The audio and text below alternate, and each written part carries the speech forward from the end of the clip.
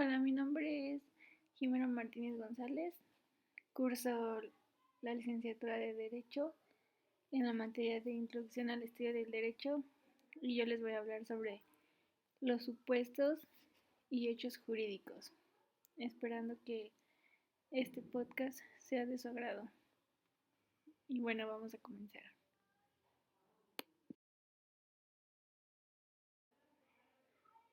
Las normas jurídicas genéricas encierran siempre una o varias hipótesis, cuya realización de nacimiento las obligaciones, los derechos que las mismas normas respectivamente imponen y que también otorgan.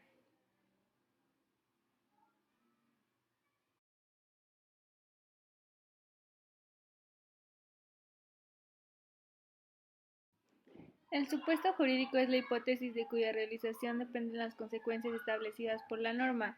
Las consecuencias a que da origen la producción al supuesto pueden consistir en el nacimiento, la transmisión, la modificación o la extinción de facultades y obligaciones.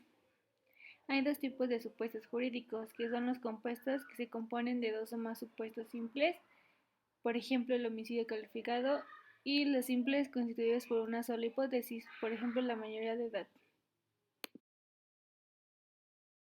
Supuestos y consecuencias. La relación entre el supuesto jurídico y su realización efectiva es contingente. Esto significa que la existencia de la norma no determina el hecho de la realización del supuesto. La hipótesis de que los perros de caza penetren en un terreno ajeno y causen tales o cuales daños pueden realizarse o no realizarse. El enlace entre la realización del supuesto y la producción de las consecuencias jurídicas es en cambio necesario, expresado de otro modo al realizarse la hipótesis normativa, es decir, cuando los perros de un cazador entran en un terreno de otra persona y causan daños. Supuestos simples, complejos, dependientes e independientes. Simples y complejos. Son supuestos simples los que se crean bajo una única hipótesis. Por el contrario, los supuestos complejos son el resultado o la consecuencia de varios hechos o hipótesis. Los independientes y dependientes pueden ser independientes si uno de estos es suficiente para que se produzcan las consecuencias jurídicas. En esos casos, cada uno de los hechos es un título completo que da origen a las consecuencias por sí mismo. Un sujeto jurídico es un independiente cuando su realización independiente de otros supuestos que contienen el supuesto jurídico complejo da lugar a la exigencia de las consecuencias jurídicas. Es decir, un supuesto jurídico es independiente cuando causa una consecuencia jurídica.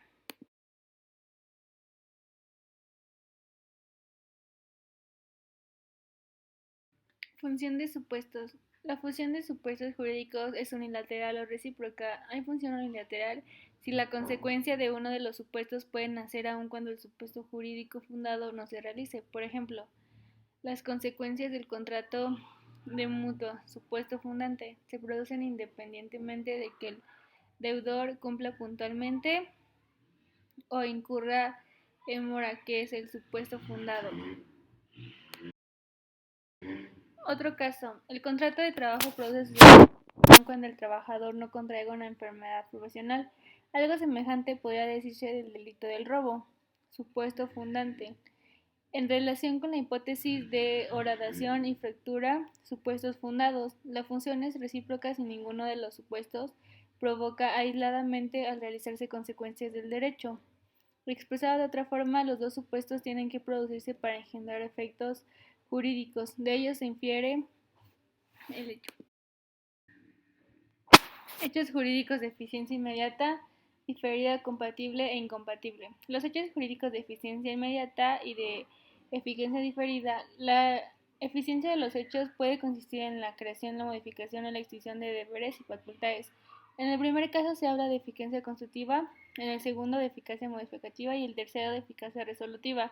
Hechos jurídicos compatibles e incompatibles. Dos o más hechos jurídicos son compatibles entre sí. Los supuestos jurídicos y consecuencias del derecho es una hipótesis contemplando en una norma y el cual crea, modifica o extingue consecuencias del derecho.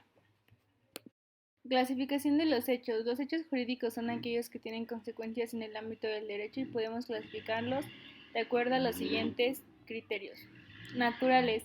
cuando son obra de la naturaleza como un rayo, el granizo o un terremoto, que para ser jurídicos tienen que engendrar algún derecho u obligación, como en el caso de un auto deteriorado por el granizo cuyo dueño contrató un seguro que cubre ese riesgo.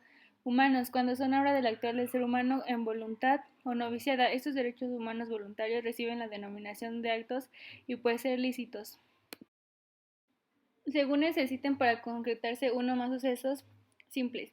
Cuando solo se necesita un acontecimiento, por ejemplo, la muerte o el nacimiento de alguien, para generar en el primer caso derechos sucesorios o en el segundo la patria potestad. Los complejos son cuando se necesitan más de un suceso, por ejemplo, para que se adquiera la posición se necesita el corpus y el animus. Según si consisten en una acción o en una omisión, se clasifican en positivos. Por ejemplo, matar a alguien no requiere un hacer. Negativos, el abandono de persona requiere un omitir. Según se necesite un solo suceso, varios, pero que ocurren en un solo momento o se necesite que se sucedan los hechos en el tiempo, se clasifican en simultáneos, que ocurren en un solo lapso temporal. Por ejemplo, un homicidio. Sucesivos, por ejemplo, en el caso del agravante que prevé el artículo 142 del Código Penal, la palabra casi contrato en los institutos de Justiniano designa aquellas obligaciones que no nacen propiamente de un contrato, sino que tomando su fundamento en un delito parecen nacer como de un contrato. El fundamento de los cuasi contratos radica en el viejo principio de derecho, que nadie puede enriquecerse sin causa y perjudicando al otro.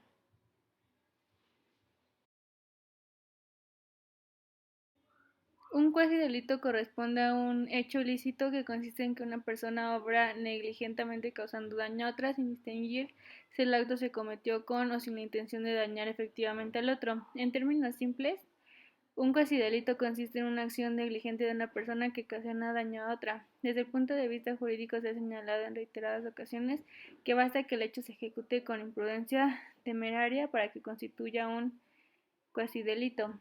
Es decir, que el actual debe ser negligente por parte del autor para que estemos en presencia de un cuasi delito.